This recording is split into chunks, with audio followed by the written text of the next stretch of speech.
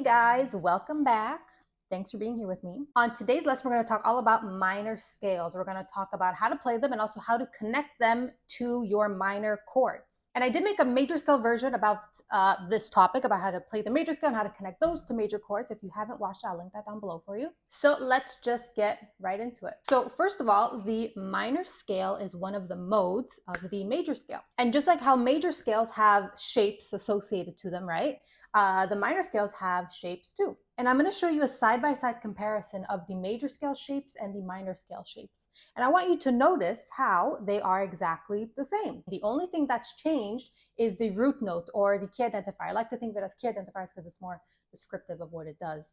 But that's the only thing that has changed, right? The shapes are still exactly the same. And that's because every mode of the major scale, minor being one of them, is just the major scale shapes repurposed to serve as different functions, depending on where you put your key identifier. So basically what this means in simple terms is we could use the exact same major scale shapes that we already know and play the minor scale with them. All we need to change is the key identifier and where we start the scale. So how do we know where these minor key identifiers are in the major scale shapes? Well, if you watched my pentatonic scale video, if you haven't, I'll link that down below for you. You'll know that in every pentatonic scale shape, there are two key identifiers, right? There's a minor one and a major one. And we can think of the major scale as having that same system, a system with a major key identifier and a minor key identifier. So let's get a little closer and I'll show you exactly what I mean. So let's start with our C-shaped major scale. We'll start there before we turn it into the minor, right? So this is your C shape, right? And the major key identifier in this major scale shape is right here, right? This is the G note, so this is the G major scale that we're gonna play. Let me show you how to do that.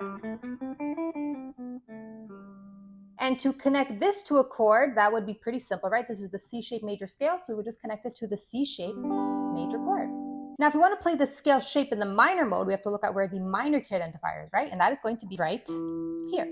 So all we have to do is start the scale from this note here.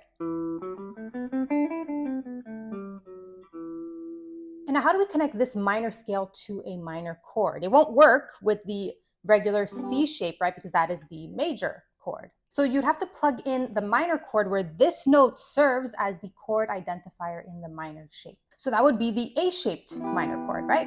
And I'll link a video for you where I talk about where the chord identifiers are and all the chord shapes if you want to know more about that. And another way you could think about which chord shape matches which minor scale shape, which I actually made a whole video about and I scrapped it because I thought it might be too complicated. But I'll mention it now anyway, just in case it resonates. The scale you're playing, right, in this case, the C shape, will connect to the chord that comes right after it in the CAGED sequence. So for example, we're in the C shape, right?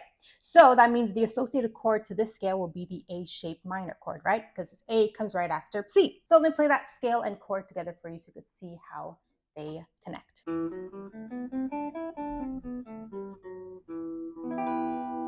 So again, this is your E note. So this is your E minor scale. And that connects to your E minor chord, right?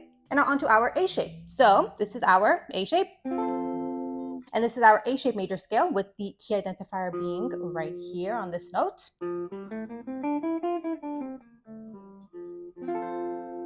So if you want to turn this major shape scale into a minor shape scale, we would have to start on our minor key identifier, right? Which is this note right up here. So if we play that minor scale,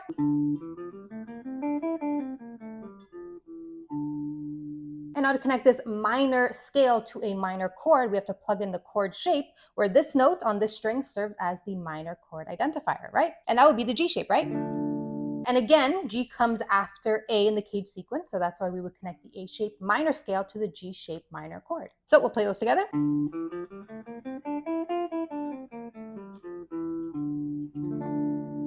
And this is our D note, so this was our D minor scale and D minor chord. And now onto our G-shaped scale.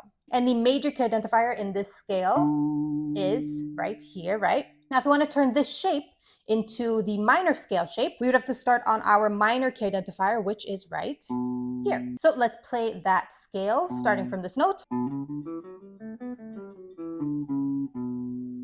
And now to connect this scale to a chord, we have to plug in the chord shape where this note on this string serves as the minor chord identifier, right? And that's going to be in the E shape. And again, E comes right after G in the CAGED sequence, so we would connect the G-shaped minor scale to the E-shaped minor chord. And we'll play those two together so you could hear.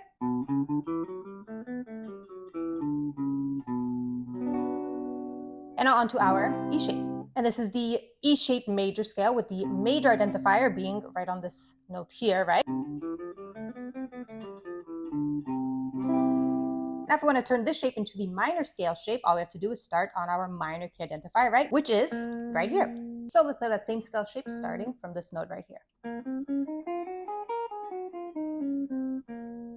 And now to connect this minor scale to a minor chord, we'd have to plug in the minor chord shape where this note serves as the chord identifier, right? And that would be the D shape, right? And the D shape is a little bit of a weird one, right? Because we move the shape down to here. And this is your D-shaped major chord. And we turn that minor, looks like that. And if you see in the scale, these two notes are the same, right? They are both A sharps. So you connect the E-shaped scale to the D-shaped minor chord, right? And I'll play those two together so you could hear those.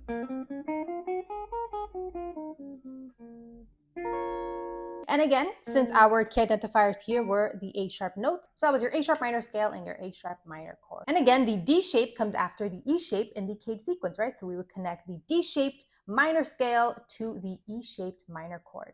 And now lastly, onto our D shape.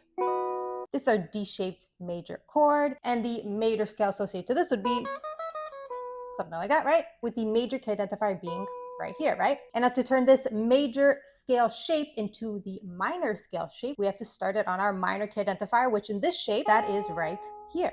And now to connect this minor scale shape to a minor shape chord, we have to plug in the minor chord where this note here serves as the chord identifier, right? So that would be the C shape, right? The C minor shape. And again, C comes after the D in the CAGED sequence, right? So we would connect the D-shaped minor scale to the C-shaped minor chord. All right, so now let's review all our minor scale shapes, their key identifiers, and the minor chords that are connected to them. So this is the C-shaped minor scale with the key identifier being right here.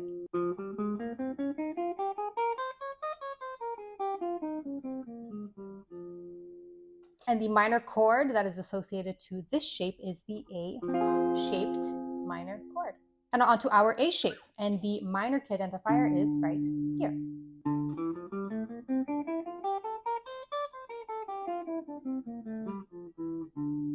And the chord associated to this shape is the G-shaped minor chord. And on to our G minor scale with the minor key identifier being right here.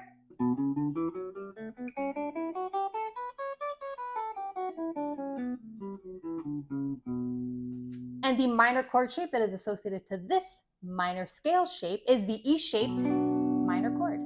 And now onto our E-shaped minor scale with the key identifier being right here.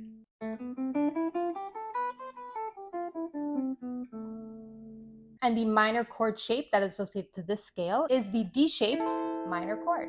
And lastly, onto our D-shaped minor scale with the minor key identifier being on this string here. And the minor chord shape that is associated to this scale shape is the C minor shaped chord. All right, guys, so that is it. That is how you find and play your minor scale shapes and connect them to your minor chords. And I'll also link a video down below where I talk about how to turn major chords into minor chords if you haven't already seen that. And I know I'm linking a lot of videos here, but everything really connects. And if you miss one thing, a lot of other things kind of just don't make sense. So I want to make sure I'm not leaving any gaps here. And so I hope you can start to see now how you don't have to memorize a million different scale shapes. All you have to memorize is the major scale shapes, and just remember where the minor key identifiers and the major key identifiers are, and you could play all the minor and major scales. So don't forget to let me know in the comments what other lessons you would like to see next. And as always, thanks for watching, and I'll see you soon.